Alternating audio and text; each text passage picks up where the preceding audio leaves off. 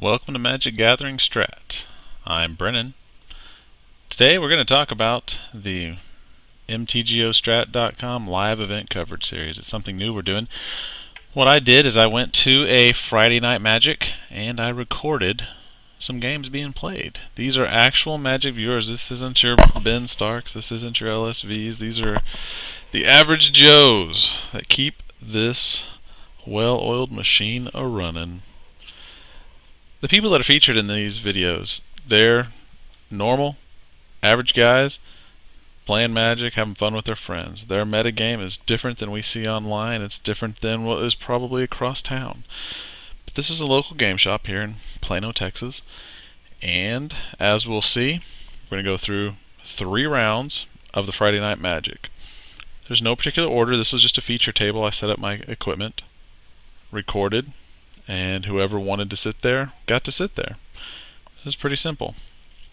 Anyway, let's move forward and start off with the first round.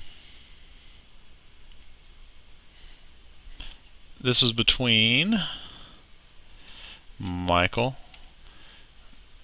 and Ryan. Let's see what we have here. We have Ryan starting out. He won. Started off with a Sun Petal Grove. Pass turn to Michael. The graphics at the bottom are my own design. I'm quite proud of them. Michael goes ahead and plays a Hollowed Fountain. Tapped.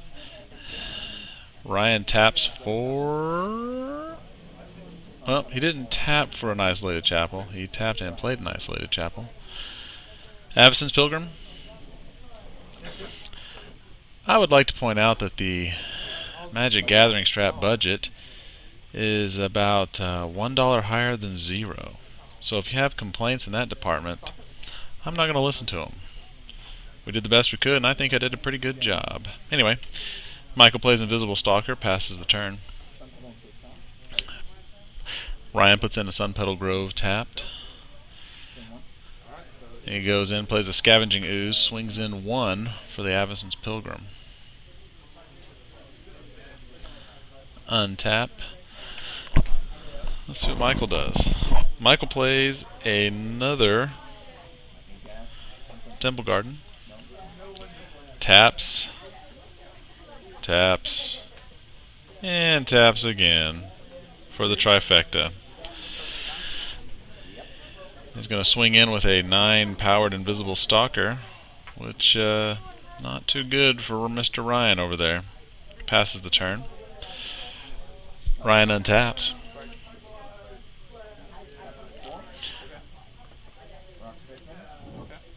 He plays Rock's Faithmender. Swings for 2 with the Scavenging Ooze. Untap step. Michael plays... Yep. Michael plays another enchantment, and Ryan concedes. It's inevitable because he now has Spectral Flight, which is flying. Anyway, that was a pretty quick. First game. Let's go ahead and move on to game number 2.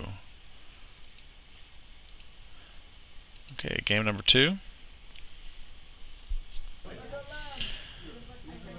Okay, the noises in the background are the actual noises we heard at the F&M. It's still pretty cool. You have all kinds of people talking and cutting up and making all kind of racket. Let's see what we have here. Alright, Michael's kind of showing us his hand. I see Underworld Connections. I got a Centaur Healer. Michael decides not to keep a 1-land hand with just Temple Garden. I wouldn't either. It's pretty risky to keep a 1-land hand. And we'll see what happens when you do momentarily. Okay. He's going to mulligan to 6. He's shuffling the deck now. That is a luxury on MTGO. That auto shuffle. I know people hate on the shuffler, but good grief. These games, I would say a decent percentage of time is spent just shuffling. Okay. Michael picks up 6 cards.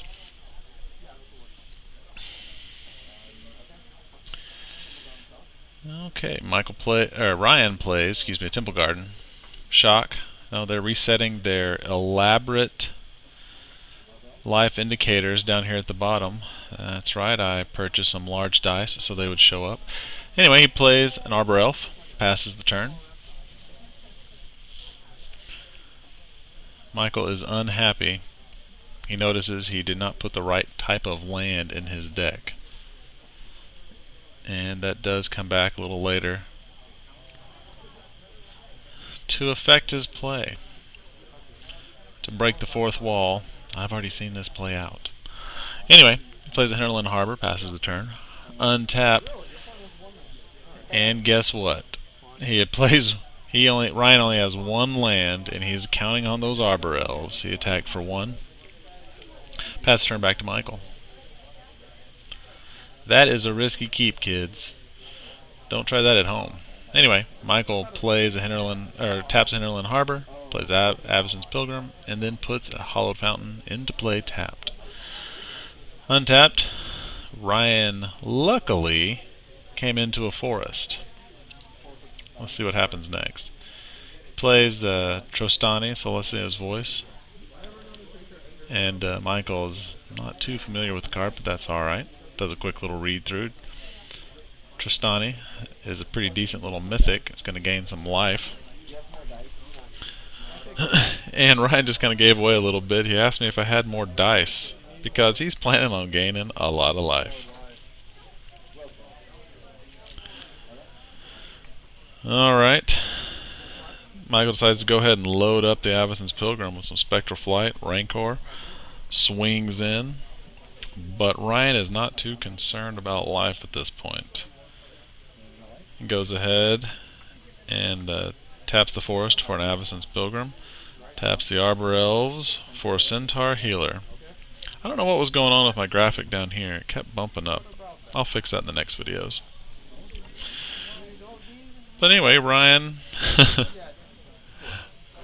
now back up to 20. Michael saying, you don't need more dice just yet. It was pretty funny. Anyway, passes the turn back to Michael.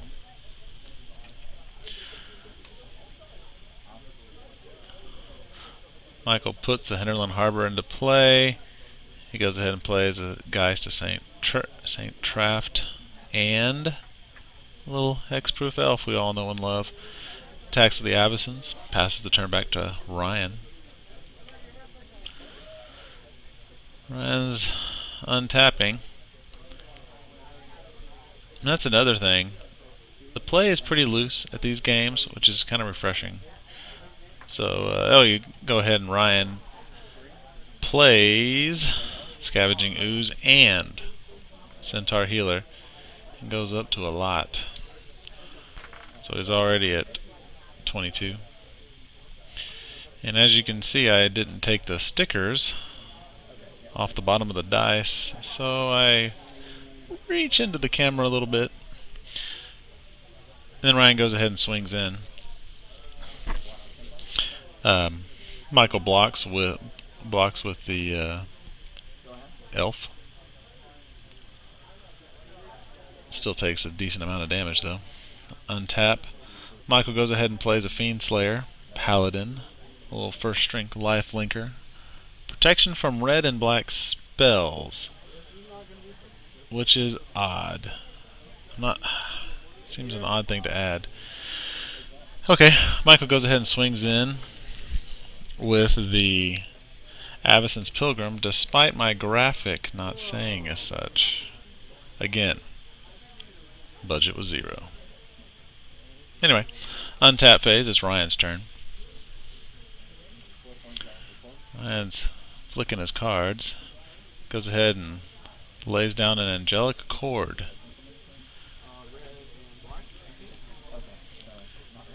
So, Angelic Accord. He's going to swing in.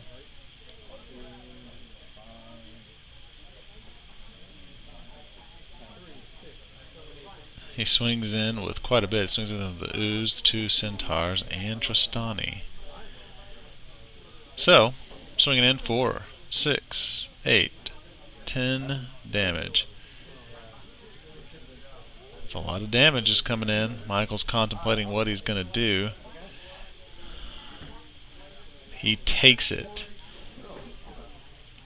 I don't think Michael realizes... he doesn't have any board sweepers that we've seen.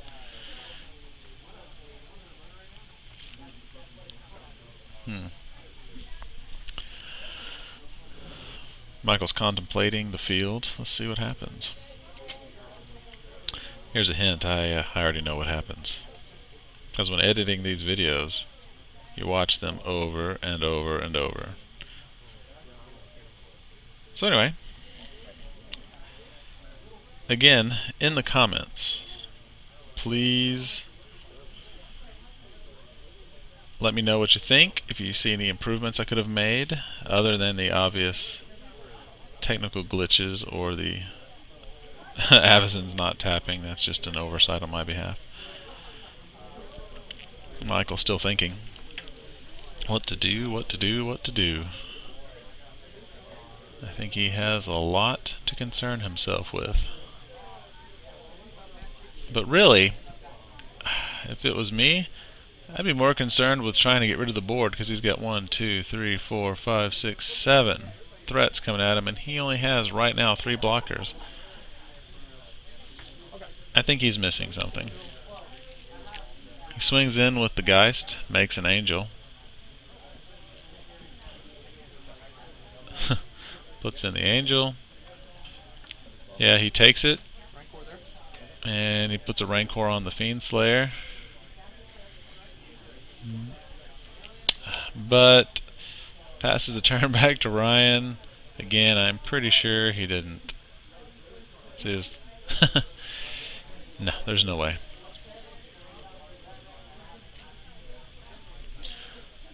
I don't even know what Ryan is considering at this point. Maybe he thinks he has some kind of instant speed board wipe.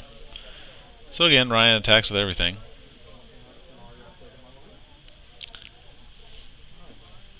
Michael contemplates his blocks.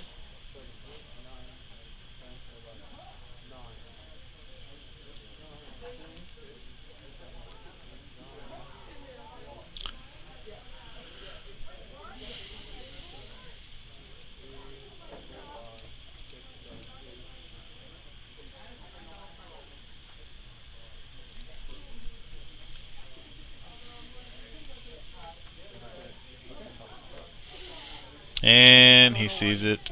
Yep, he didn't consider the mana dorks. Got a little too concerned with the other threats, but that's all right. Anyway, he concedes, so it's a 1-to-1. And Michael's actually talking to his girlfriend that he brought to the event. In the article that this will be associated with, I'm going to put pictures of everybody who's playing, a little bit of an interview with the owner of the shop. And right now, though, let's go ahead and listen to Ryan. Ryan plays at this shop quite a bit, and my daughter did interviews with each of the players that we featured in these F&M premier matches. That's what we're going to call them, because I think they're that important. Anyway, let's hear what Ryan has to say. Hi. Hi, What's your name? Ryan. And what type of deck are you playing tonight? Junk Lifegain. And can you tell how this deck works? Basically, it runs 23 lands and a lot of mana dorks, Avacyn's, and such. And basically the idea is to gain so much life that you stabilize and the other person can't do anything, and then you kill them with like threats like Obs and that stuff. And out of the current block, which is your favorite? Out of the current blocks, probably Return to Ravnica. And Or blocks or sets. either or. Okay, Return to Ravnica. And what do you think will be a new mechanic in Theros? I'm really bad at guessing those kinds of things, but since they said it's an enchantment block, there'd probably be something to do with enchantments. Maybe something like something that lets them return from the graveyard or something. I'm really bad at guessing, so. And when you first started playing Magic, what was your favorite card? Batter Skull. And how do you feel about that card now? It's still awesome. Batter Skull. Batter Skull, yeah, Batter Skull. Well, You had the advantage of joining in immediately at Tier 1 Standard. I mean, Yeah. Well, I got in with him, so. thanks for your time. Thank you. And as you can tell, he started back in there in the time where Batter Skull really was a standard legal card. So yeah, I can see why that would be your favorite. Anyway, let's move on to the third game of the match. Now, let's see what happens. Who's the winner? Let's find out. Okay. Ryan keeps his hand. I hope it's not a one-lander this time. Again, kids, don't try that at home. If you're going to keep a one-lander, you better have the most amazing hand ever. Anyway, Michael plays a forest and passes the turn. Ryan plays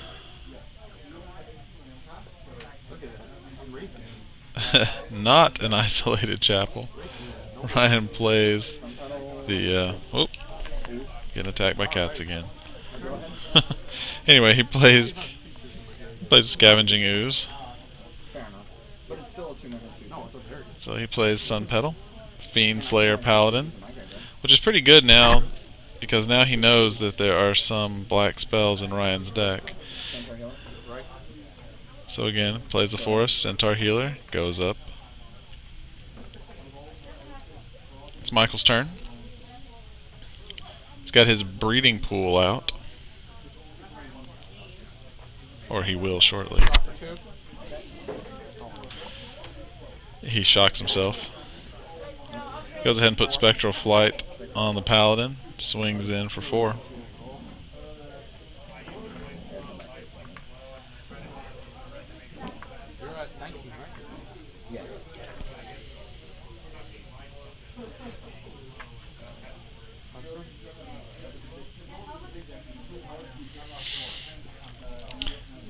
Ryan's turn.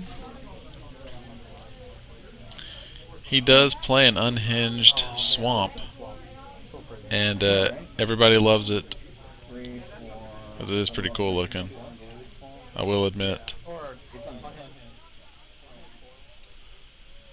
Unhinged foil even, but he doesn't have that many single lands in his deck, so putting a foil unhinged, it's probably not a huge expense. Anyway, he swings in with the Centaur Healer and the Scavenging Ooze. He put a Underworld Connections on the Forest, which is pretty handy, especially in a Lifegain deck. Not real concerned about a couple of life. Anyway, he put down an Ajani. Took the Ajani to 1, gave the Paladin double strike and flying, and since the Paladin has lifelink, swung in, and now he's up to 25 life. I was real proud of how I did my Ajani. See, now he has 1 over here, and I completely copyright infringed on the Duels of the Planeswalker symbol to show you that it had flying and double strike. Anyway, untap. It's Ryan's turn. By the way, the Paladin does not have flying and double strike as of right now. Anyway, he puts down a Rock's Faithmender and attacks with the Ooze and the Centaur Healer. Michael untaps. Okay, let's see what he does. He goes ahead and gives it +1/+1 to the Paladin. Puts a little dice on there to represent. And what he does, he uses the new legend rule. Ajani and then takes the Ajani down and gives it flying and double strike. That is a good use, ladies and gentlemen, of the legend rule. Swings in for lethal. That is awesome. So he had Exacxies. Anyway, I hope you enjoyed this initial round. There will be a couple of videos. I'm going to put 2 more of the Friday Night Magic, so be looking for that. And a limited event that I actually participated in will also be on the site. So anyway, let's go ahead and listen to what Michael had to say about his deck. So, I'm going to go ahead and listen to Michael. Come on, computer. Bring it up.